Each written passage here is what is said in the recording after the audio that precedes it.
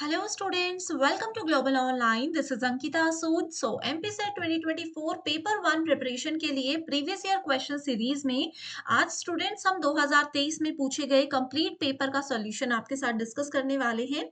इस सीरीज में हर एक क्वेश्चन के आंसर के साथ मैं आपको इंपॉर्टेंट एक्सप्लेनेशन भी दूंगी ताकि आपके सारे कॉन्सेप्ट्स भी आसानी से क्लियर होते रहे। ये इस वीडियो का पार्ट 2 है। अगर पार्ट 1 आपने अभी तक नहीं देखा तो डिस्क्रिप्शन बॉक्स चेक कीजिए, लिंक आपको मिल जाएगा। The first open university in India was established in which year? बहुत इंपॉर्टेंट क्वेश्चन है। इंडिया में जो पहली ओपन यूनिवर्सिटी है वो कब एस्टैब्लिश हुई थी, ये पूछा गया है। आगे आने वाले पेपर में फर्स्ट ओपन यूनिवर्सिटी का नाम भी पूछा जा सकता है, ठीक है। So it was established in 1982, 85, 88 या फिर 89। सो इस क्वेश्चन के करेक्ट आंसर पर जाने से पहले आपको नाम बताना चाहती हूँ कि फर्स्ट ओपन यूनिवर्सिटी जो है वो हैदराबाद यानी कि आंध्र प्रदेश में बनी थी, जिसका नाम है doctor B.R. Ambedkar open university, जिसको हम simply doctor B.R. Ambedkar open university इस तरीके से भी लिखते हैं। So it was established in 1982। Okay, इसके अलावा स्टूडेंट्स आप लोगों को ओपन यूनिवर्सिटीज की एक लिस्ट में दे रही हूँ जिसमें आप देखोगे 1982 में फर्स्ट यूनिवर्सिटी एस्टैब्लिश हुई थी, नाम इसका यहाँ पर लिखा है। 1987 में उसके बाद सेकंड यूनिवर्सिटी कोटा राजस्थान में एस्टैब्लिश हुई थी, that is Vardhman Mahavir open university. अब इसमें एटलीस्ट आपको टॉप 5 से 6 यूनिवर्सिटीज के नाम, उनका स्टेट और ईयर पता होना चाहिए। पेपर में हो सकता है कि आपको 4 से 5 यूनिवर्सिटीज के नाम दिए हैं और आपको बोला गया है कि ओल्डेस्ट यूनिवर्सिटी से न्यूएस्ट यूनिवर्सिटी में इनको अरेंज करो, तो ये क्वेश्चंस आपको पेपर में पूछे जा सकते हैं। इसके अलावा ODL system of country consist of, ODL का मतलब होता है ओपन एंड डिस्टेंस लर्निंग, इसके बारे में तो सबको पता ही होगा।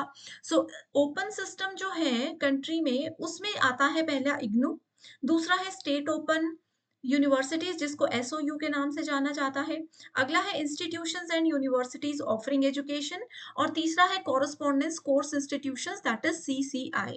तो ये चार सिस्टम्स हैं जो कि ओपन और डिस्टेंस लर्निंग हमें प्रोवाइड करवाती है। आगे बढ़ने से पहले स्टूडेंट्स आपको बता दूं कि दिसंबर एग्जामिनेशन को क्वालिफाई करना चाहते हो तो पेपर वन पर मेजर फोकस रखिए। इस पेपर में 100 में से 80 प्लस स्कोर करना बिल्कुल पॉसिबल होगा अगर आप प्रॉपर गाइडेंस के साथ और एग्जाम के लेवल के हिसाब से तैयारी करेंगे। और इन सभी चीजों का ध्यान रखते हुए एक कंप्लीट कोर्स में लेकर आई हूँ जिसका न्यू बैच हम स्टार्ट कर रहे हैं। इसमें आपको डेली 2 से 3 लाइव लेक्चर्स के साथ स्टूडेंट्स हम 100% सिलेबस पेपर से पहले कवर करवाने की श्योरिटी देते हैं। साथ ही एक स्पेशल व्हाट्सएप ग्रुप में भी आपको ऐड किया जाएगा जिसमें हर क्लास के बाद आपको उसकी PDF मिल जाएगी ताकि अलग से नोट्स बनाने का समय आप लोगों का बच जाए। आप सभी को ये 2 नंबर्स दे रही हूँ, व्हाट्सएप के थ्रू इन पर कांटेक्ट कर सकते हैं और इस कोर्स की या पेपर वन से रिलेटेड कोई भी डाउट है तो आपको यहाँ पर पूरी जानकारी मिल जाएगी। इसके अलावा फ्री वीडियोस और मॉक टेस्ट के लिए ग्लोबल ऑनलाइन ऐप को जरूर डाउनलोड कीजिए। स्टोर सेक्शन पर सर्च बार में आपको इस तरीके से कोर्स का नाम लिखना है। यहाँ पर कंटेंट पर जाएंगे तो आप देखेंगे कि separate bilingual English Hindi courses हमारे सामने हैं जहां पर यूनिट वाइज फोल्डर्स आपको मिलेंगे। किसी भी यूनिट से पढ़ना चाहते हो, किसी भी यूनिट का सेपरेट मॉक टेस्ट देना चाहते हो या फिर प्रीवियस ईयर क्वेश्चन पेपर आपको चाहिए सॉल्यूशन और एक्सप्लेनेशन के साथ, वो सब आपको यहाँ पर हम प्रोवाइड करवाते हैं। और यही एक बेस्ट तरीका है एग्जामिनेशन को क्वालिफाई करने का। तो ये नंबर्स पर कॉन्टेक्ट कर लीजिएगा। न्याय syllogism employees a formal 5 step argument. अब देखिए ये क्वेश्चन हमारा लॉजिकल रीजनिंग यूनिट नंबर 6 में से पूछा गया है। इसमें बोला है कि न्याय सिलोजिज्म जो होता है उसमें 5 स्टेप्स होते हैं। उन 5 स्टेप्स के नाम आपको यहाँ पर दिए हैं, प्रतिजना, हेतु, उदाहरण, उपान्याय और निगमन। ये 5 नाम दिए हैं और साथ ही उनकी कुछ एक्सप्लेनेशन दी है, उनके कुछ एग्जाम्पल्स दिए हैं, आपको ये लिस्ट को मैच करना है। बहुत आसान क्वेश्चन था, कुछ भी नहीं इसमें हमें पढ़ना था। आपको सिर्फ इतना सा पता होना चाहिए कि हेतु का क्या मतलब होता है। हेतु का मतलब होता है इंग्लिश में रीजन, और किसी भी चीज का रीजन हम कब देते हैं, जब हम उसमें बिकॉज ऐड करते हैं। अब आप बोलोगे कि आपने हमारा कोर्स क्यों ज्वाइन किया, तो मैं आप उसका रीजन बताएंगे क्योंकि मैं पेपर क्वालिफाई करना चाहती थी। आपने टीचिंग प्रोफेशन क्यों चुना, क्योंकि ये मैं रीज़न दे रही हूँ, है ना? एक कारण बता रही हूँ। तो हेतु का मतलब रीज़न होता है और जिस भी स्टेटमेंट में हमें बिकॉज़ देखने को मिलेगा, इसका मतलब है कि वो हेतु होगा। सो बी को सेकंड से मैच अगर हम करने जाते तो आप देख सकते हो, बहुत आसानी से हमें आंसर मिल सकता था। Right? That is your option number 3। बाकी के ऑप्शंस भी देख लेते हैं। There is fire on the hill, ये बोल रहे हैं कि पहाड़ी में आग लगी हुई है। ये क्या है? एक प्रतिजना है। हमने देखा है उस चीज़ को कि पहाड़ में आग लगी हुई है। आगे हेतु रीज़न मैंने बता दिया। उसके बाद नेक्स्ट है उदाहरण मतलब एग्ज़ाम्पल। अब एग्ज़ाम्पल कहाँ पर दिया जा रहा है? एग्जाम्पल दिया जा रहा है whether there is smoke there is fire. तो एग्जाम्पल ये दिया है कि जहां पर भी धुआं होता है वहां पर आग होती है। फिर मैंने एग्जाम्पल दिया कि एक बार एक पहाड़ी में एक घर में आग लगी थी, तो वहां से भी धुआं आ रहा था। तो ये उदाहरण हो गया। आसान है, सी को थर्ड से मैच कर दिया। आगे है there is smoke on the hill, धुआं निकल रहा है पहाड़ी से, वो उपन्याय है कि एक स्टेटमेंट है जो हमें दिख रहा है। 10 का मतलब है कि हमने फाइनली यहाँ पर कंक्लूड कर दिया कि 10 there is a fire on hill. So ये निगमन होता है। बहुत आसान क्वेश्चन है, सिर्फ बिकॉज से हम आंसर को ढूंढ सकते थे। स्टूडेंट्स, अगर ये सीरीज आपको पसंद आ रही है तो मुझे एक बार कमेंट करके बता दीजिए, तभी मैं इसको कंटिन्यू करूंगी। अभी हमने 2023 के पीवाईक्यूज देखे हैं, और भी क्वेश्चंस जो हैं एक्सपेक्टेड क्वेश्चंस इस स्टेट के या अदर स्टेट्स के होंगे, मैं आपके लिए लेकर आऊंगी। तो मुझे एक बार कमेंट कर दीजिएगा कि कंटिन्यू करना है या नहीं। In which of the following types of हेत्वाभ्यास is the fallacy of an irregular middle term?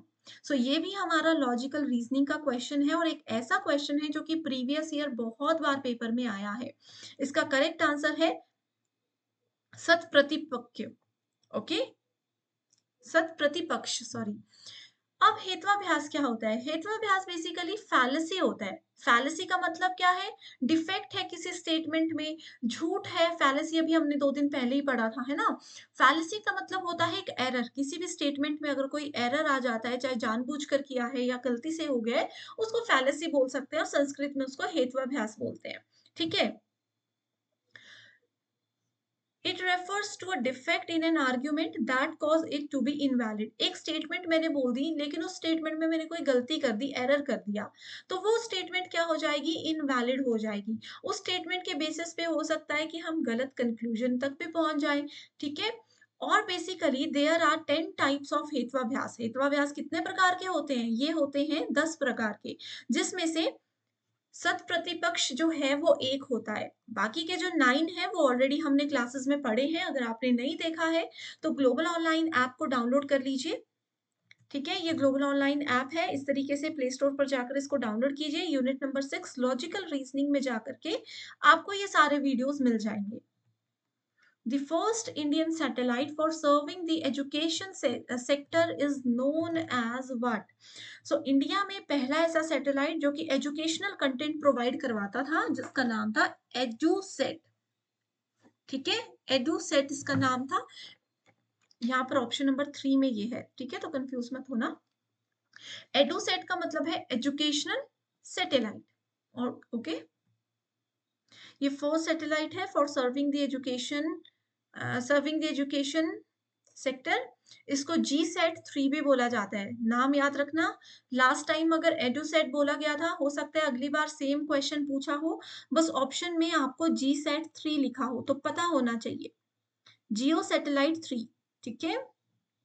It is a communication satellite which was launched by ISRO. ये भी पूछा जा सकता है कि एडू सेट को किन्होंने लॉन्च किया? तो इसरो ने लॉन्च किया था सन 2000 में। It is the first Indian satellite exclusively for the educational sector. Very important topic NEP 2020। ठीक है? बहुत ही ज्यादा जरूरी है। 100% इसमें से आपको एक या दो क्वेश्चन देखने को मिलेंगे। What is the timeline produced by NEP 2020 to raise gross enrolment ratio in higher education by 50%?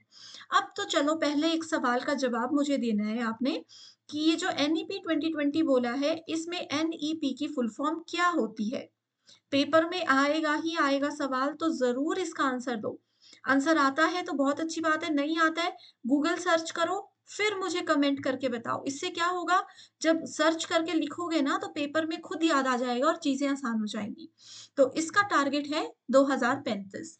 NEP 2020 ने बोला था कि हायर एजुकेशन में 50% जो विद्यार्थी हैं, बहुत बच्चे ऐसे होते हैं ना जो कि ग्रेजुएशन तक कर लेते हैं, हायर एजुकेशन अपनी पूरी नहीं करते, प्लस 2 तक पढ़ते हैं, फिर छोड़ देते हैं। तो इन्होंने बोला है कि जितने भी स्टूडेंट्स हैं, उसका एटलीस्ट 50% बच्चा सन 2035 तक हायर एजुकेशन में एनरोल होना चाहिए हर साल, ये टारगेट इन्होंने रखा था। In communication network the circle network allows. So circle network क्या है? कम्युनिकेशन नेटवर्क हो गया एक व्यक्ति दूसरे से दूसरे इस तरीके से, ठीक है। सो इसमें सर्कल नेटवर्क क्या बोलता है? ये बोलता है every member has easy access to every other member in the group. Circle network ये होता है, अगर ये व्यक्ति इनसे डायरेक्टली कनेक्टेड है तो वो इनसे भी कनेक्टेड होना चाहिए, इनसे भी कनेक्टेड होना चाहिए, इनसे भी और इनसे भी। सिमिलरली ये वाला व्यक्ति जो है वो इनसे भी कनेक्टेड हो, इनसे भी हो, इनसे भी हो और डायरेक्टली इनसे भी हो। हर एक व्यक्ति का दूसरे व्यक्ति के साथ डायरेक्ट कनेक्शन होना is called your communication network का सर्कल नेटवर्क। ओके। नेप्टल स्टैंड्स फॉर, बहुत इंपॉर्टेंट है, हायर एजुकेशन का इंपॉर्टेंट तो है ही, आसान क्वेश्चन भी है। नेप्टल का मतलब है national programme on technology enhanced learning. Technology enhanced learning, यहाँ पर एम्बेडेड लर्निंग है, यहाँ पर एनहांस्ड लेसन्स है, एनेबल्ड लर्निंग है। तो ये फुल फॉर्म आपको याद रखनी है। ऑलरेडी जो ऐप में वीडियोस हैं, ये ऑलरेडी जो हमने लास्ट मंथ पढ़ा था उसमें हमने ये कवर किया है। फिर भी अगर आप पहली बार देख रहे हो तो पेपर से पहले लाइव क्लासेस हमारी फिर होने वाली हैं हायर एजुकेशन की, तो आपको ये सब पढ़ाया जाएगा, वो भी ट्रिक्स के साथ। Which one of the following is considered as a distortion of downward communication? Downward communication क्या होता है? एक मान लो किसी कंपनी के मैनेजर हैं, वो किसी कंपनी के एक फ्रेशर एम्प्लॉय के साथ बात कर रहे हैं, उसको डाउनवर्ड कम्युनिकेशन बोलेंगे, ठीक है। ये क्या होता है? मैसेज ओवरलोड होता है। डिस्टॉर्शन यहाँ पर बोला है। विकृति कौन सी है? ठीक है, डाउनवर्ड कम्युनिकेशन में होता है मैनेजर को जैसे ज्यादा नॉलेज है, मान लो उन्होंने क्या किया, एक फ्रेशर व्यक्ति को जो बिल्कुल नए नए अभी कंपनी में आए हैं उनको बहुत सारी इंफॉर्मेशन दे दी, ठीक है। अब इसमें एक प्रॉब्लम ये आ सकती है कि फ्रेशर बंदा है, उनको समझ ही नहीं आ रही चीजें, तो वो मैसेज का ओवरलोड उन पर हो सकता है जिसकी वजह से वो थोड़ी सी चीज भी याद नहीं रख के सब भूल सकते हैं, है ना, ये होता है। तो इसमें एक्सप्लेन करने की ज्यादा जरूरत नहीं है, मैं उम्मीद कर रही हूँ सब कुछ समझ आ रहा होगा। स्टूडेंट्स अगर सेशन पसंद भी आ रहा है ना तो मुझे कमेंट करके बताते रहो ताकि मैं भी मोटिवेटेड रहूं और ऐसे ही सारे स्टेट्स के पीवाईक्यूज ढूंढ ढूंढ कर आपके लिए लेकर आऊं। The automatic process of catching or sharing another person's emotions by mimicking the person's facial expressions and other non-verbal behavior is known as what?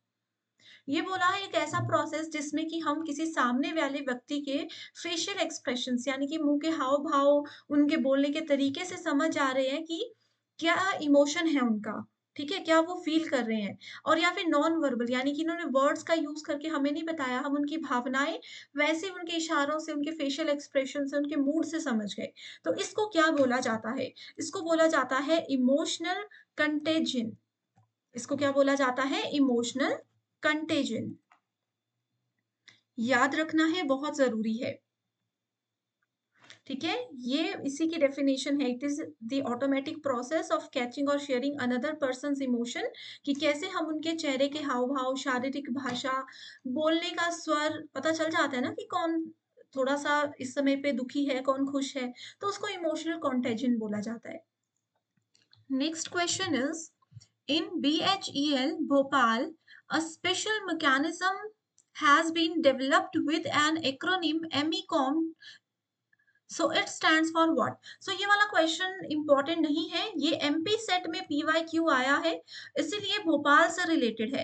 तो इससे आप बाकी स्टेट वाले स्टूडेंट्स को भी एक आइडिया मिलेगा कि आपकी स्टेट में से जो एक आधा बेसिक क्वेश्चन आता है वो इस तरीके से पूछा जा सकता है। सो इसमें MECOM की फुल फॉर्म पूछी है, that is management and employ communication. Okay, which of the following will complete the letter series given below? तो आपके पास लेटर सीरीज दी है, आपको इसको कंप्लीट करना है। तो OMN OMN करेक्ट आंसर होगा। ये जो बीच में है ना, यहाँ पे वैल्यू मिसिंग है, यहाँ पर वैल्यू मिसिंग है। तो कैसे ये हुआ ये भी हम देख लेते हैं। पहला सेट हमें दिया है GEF। इसके लिए लेटर सीरीज के लिए स्टूडेंट्स आपको A से Z तक रूल पता होना चाहिए, डायरेक्ट पता होना चाहिए कि M कौन से नंबर पर आता है, F कौन से नंबर पर आता है, A से Z में भी और Z से A में भी।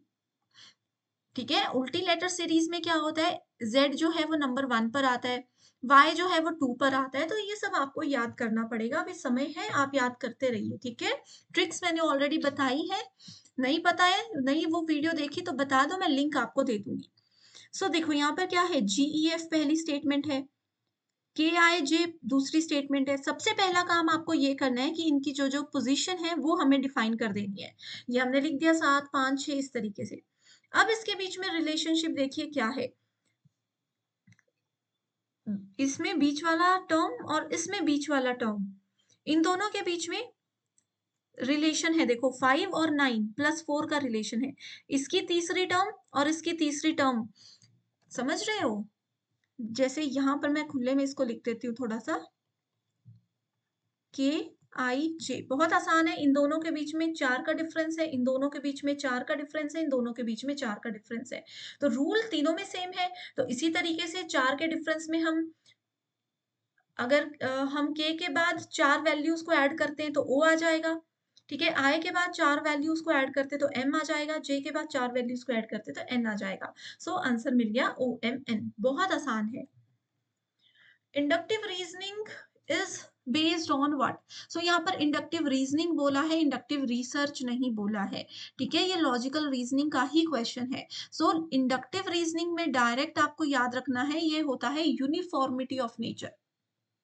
ओके, यूनिफॉर्मिटी ऑफ नेचर क्या होता है, the assumption is related to the uniformity of nature but it is not quite the same thing. The unity of nature refers to the idea that all parts of the natural world are interconnected and interrelated. Next question logical reasoning में से ही पूछा है, all birds are eggs, sorry all birds lay eggs, सभी पक्षी अंडे देते हैं। cows are birds, sorry crows are birds, crows lay eggs। सो देखो ये क्या बोल रहे हैं, वेन डायग्राम से इसको हम निकाल सकते हैं। ठीक है, इसका आंसर है डिडक्टिव रीजनिंग। डिडक्टिव क्या बताया था मैंने, डिड्यूस करना। डिड्यूस करना मतलब कम करना, डिडक्ट करना मतलब कम करना, यानी कि ऊपर से नीचे की ओर हम आ रहे हैं। इसमें बोला है कि जितने भी बर्ड्स हैं वो सब अंडे देते हैं। अब बोल रहा है कि जो क्रो है वो भी बर्ड्स का ही पार्ट है। ये सारे जो, ये देखो फिर शुरू से शुरू कर रही हूँ। ये मान लो ऑल बर्ड्स हैं, इसके अंदर सारे बर्ड्स हैं, सभी बर्ड्स जो हैं वो अंडे देते हैं, ये बोला है पहली स्टेटमेंट में। दूसरी स्टेटमेंट बोलती है क्रोज आर बर्ड्स, बर्ड्स है ये सब, इसके अंदर क्रोज है, ये क्रो है, ये क्रो है, तो क्रो भी बर्ड है, बिल्कुल सही स्टेटमेंट है। क्रोज ले एग्स, तो क्रो भी एग्स देते हैं, बिल्कुल सही है। तो ये हो गया डिडक्टिव रीजनिंग कि हम ऊपर से नीचे की ओर आ रहे हैं और हमारी स्टेटमेंट ट्रू होती जा रही है। ठीक है, Which of the following is not a source of secondary data? So ये रिसर्च एप्टीट्यूड का क्वेश्चन है। प्राइमरी और सेकेंडरी डेटा क्या होता है? प्राइमरी डेटा होता है बेसिकली जिसमें हम डायरेक्ट कहीं से डेटा कलेक्ट करते हैं।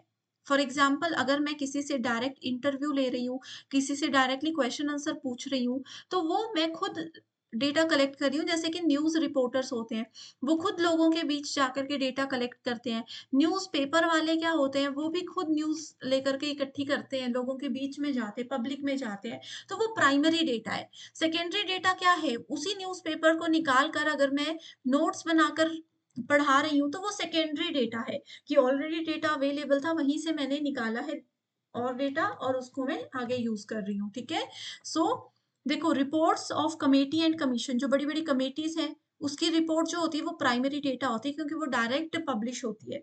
इंटरनेशनल इंस्टीट्यूशंस के पब्लिकेशंस भी डायरेक्ट है, प्राइमरी डेटा है ये भी।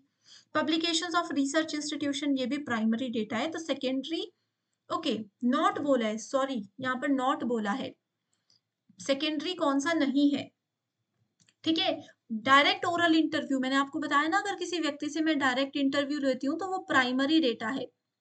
अगर मान लो आप मुझसे डायरेक्ट क्वेश्चन पूछ रहे हो कि मैम ये बता दो कि पेपर 1 की तैयारी कैसे करनी है, ठीक है? तो ये प्राइमरी डेटा आप लोगों ने इकट्ठा किया कि आपने बीच में कोई बुक नहीं ली, आपने किसी से रेफरेंस नहीं लिया, आपने डायरेक्टली मुझसे चीजें ली, न्यूज एंकर जैसे करते हैं, ठीक है? तो नहीं है कौन सा सेकेंडरी, ओरल इंटरव्यू नहीं है।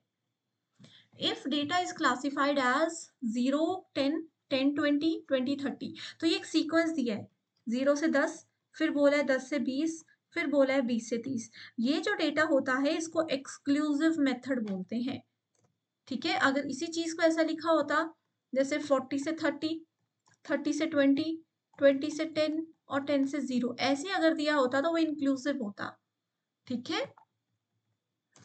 Which of the following is not a type of two-dimensional diagram?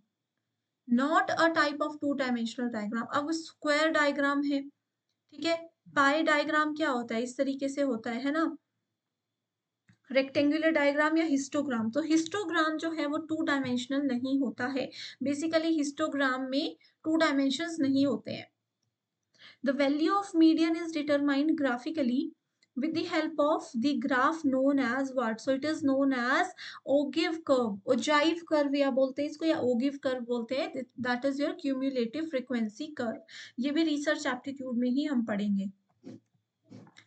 Name of the device that connects computer. ये देखिए कौन सा डिवाइस है जो कि कंप्यूटर्स को इंटरनेट के साथ कनेक्ट करती है bye means of telephone line. किसके थ्रू? टेलीफोन लाइन के through.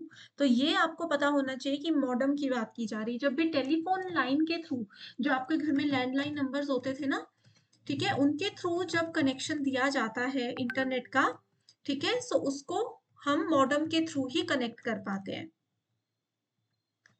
Which of the following is not a search engine in internet system?